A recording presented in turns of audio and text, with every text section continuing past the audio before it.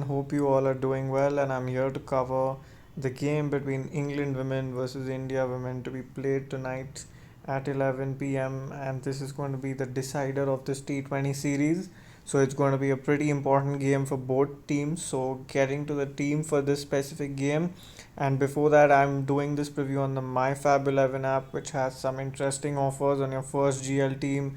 You get a 5 rupee discount, and apart from that, they also let you join your small leagues with bonus cash. So I guess that is a very important feature because we know that so many apps give us a lot of bonus cash, but we are not able to use it at any place except for Grand League. So I think this is an interesting option and you should try it out. Now, looking at the team for this game, currently in the keepers, both options are equally decent. I'll probably go with whoever's batting first for now, Amy Jones. From the batting section, the risk you can take is like we know Smriti Mandana when she bats first, slightly bad record. But the thing is, England are playing a very weakened pace attack, so that makes it slightly difficult for you to take that risk. While Shafali has been playing some glamorous shots like always and then throwing a wicket away, so that makes it slightly more dicey to pick her versus picking Smriti, who's generally much safer with her shot making. So currently they're both in my team. Sophia Dunkley, mixed reviews for me in both games. I feel like in the second game she set in and then lost a wicket. She set into a really smooth shot against Renuka Singh and then lost a wicket to spin, which was slightly unexpected. While Danny Wyatt is equally explosive and yet inconsistent as a batter. So I'll look at the other sections first. Dipti Sharma will still stay in this team. Alice Capsey will be very important, even though she's not bowling as much as we expect her to.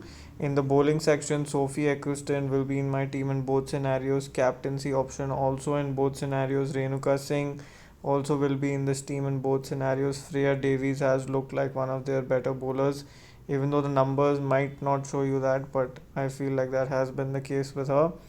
Radha Yadav has been bowling a full quota because India are playing their other bowlers as or rather their other all-rounders as proper batters, so that makes it slightly easier, but obviously there's no certainty on that. But I guess Radha Yadav, if she's bowling second, will be a good choice. Now the last choice for you to make, and yes, between Radha or Sneh Rana, you can pick either one. For now, I'm going with Radha Yadav because I feel like she's had quite a few bad games and she will be desperate to make a return and really give a good bowling performance, because if you see her fielding, she's been all over the field and top notch for India. So maybe that pushes her to go one notch above with the ball too. Pooja Vastrakar, if she's bowling first, but looking at her form bowling second, it's very difficult to make that choice. Now, last pick, you either go with one of these openers or you go with Bryony Smith.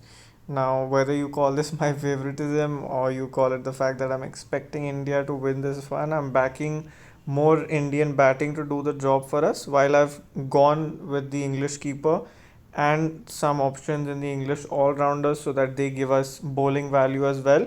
While from India, because I know these three guys will 90% bowl their full set of overs, it makes it slightly easier to pick three of them rather than going for an extra English women there.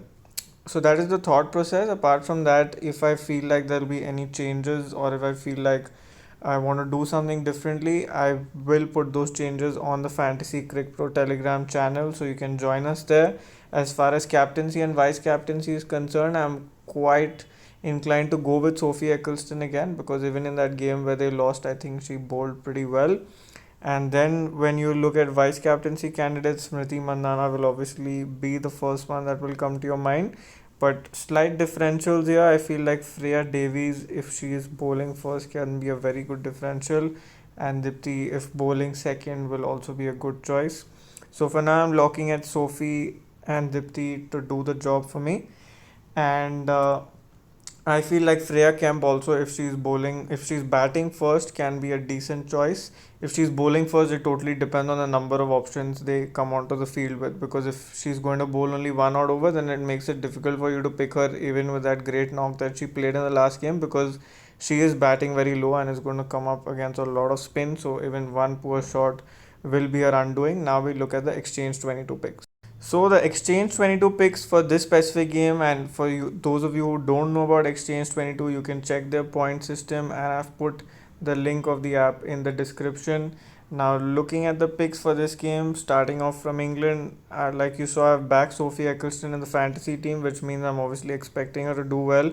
Freya Davies at 22 seems like a steal if she's bowling first, so keep that in mind and becomes a decent option. Maya Boucher batted pretty well in that last game, but again she bats very low, so even while the rate looks tempting, it might be slightly difficult. And Bryony Smith, if we have enough indications that she is going to be the sixth bowler at 30, even if she gets you a wicket by any chance and then scores you 10-15 runs, that puts you in profit. But I think for me, the key ones here are Sophie Eccleston and Freya Davies. And yes, Sarah Glenn if she's bowling second, not if bowling first. From India, Renuka Singh if she's bowling first at this price is really good, I feel. Radha Yadav if she is bowling second.